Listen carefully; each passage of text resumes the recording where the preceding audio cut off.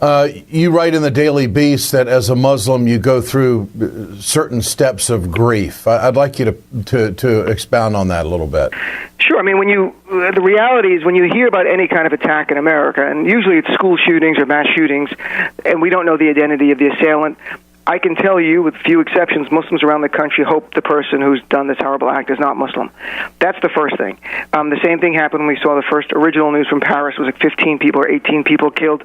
It sounded like a typical mass shooting we have in America at that point. But still, we wish there were not Muslims involved. As it becomes clear in this case that it was Muslims, we go from this kind of... We go, actually, many of us, to depression. That's really where myself and many in my community were on Friday. The idea of despondency, that you're upset, the loss of life, and worst of all, this loss of life has been perpetrated by people using your faith. The faith that you believe in that brings you closer to God, these people are using it to bring them closer to their political agenda and destroying our faith. Then it goes to a sense of, little by little, outrage, I would say, and fear combined together. The fear being a backlash against our community. What will happen now?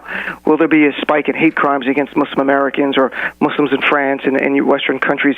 Will there be more discrimination? Will there be more surveillance of us here in America? Will we lose our civil liberties? Because polls show, even before this, about a majority of Americans had no problem with us losing our civil liberties because of our religion and allowing whole-scale surveillance. To finally now where our community is in its anger and its outrage, and it's palpable. We've had this before, but this is really the most broad I've seen it in recent times because of just the carnage involved. And it's anger towards ISIS.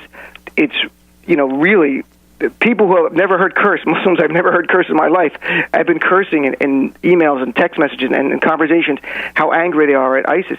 And my other fear is that ISIS uses this for its other agenda, which is to recruit Muslims in the West, because they hope there's going to be a backlash against Muslims in the U.S. and the Western countries, because they could say, look, you're really not wanted there. They hate you because you're a faith. Come join us. Either come to the caliphate that they call the caliphate, and it's not a caliphate, it's not sanctioned by faith at all, but come join us or carry out some horrible act in your own country. Okay. So ISIS wants to see a backlash against Muslims. So, this is the roller coaster of emotion that myself and many in my community go through, and the frustration to make it clear to our fellow Americans that ISIS does not speak for Islam. We're not part of it. I'm not the exception because I'm the good guy. They're the exception. They're not part of my faith. Just like when some Christian blows up an abortion clinic or kills Dr. Tiller, I don't think that's Christianity. I know that's the exception.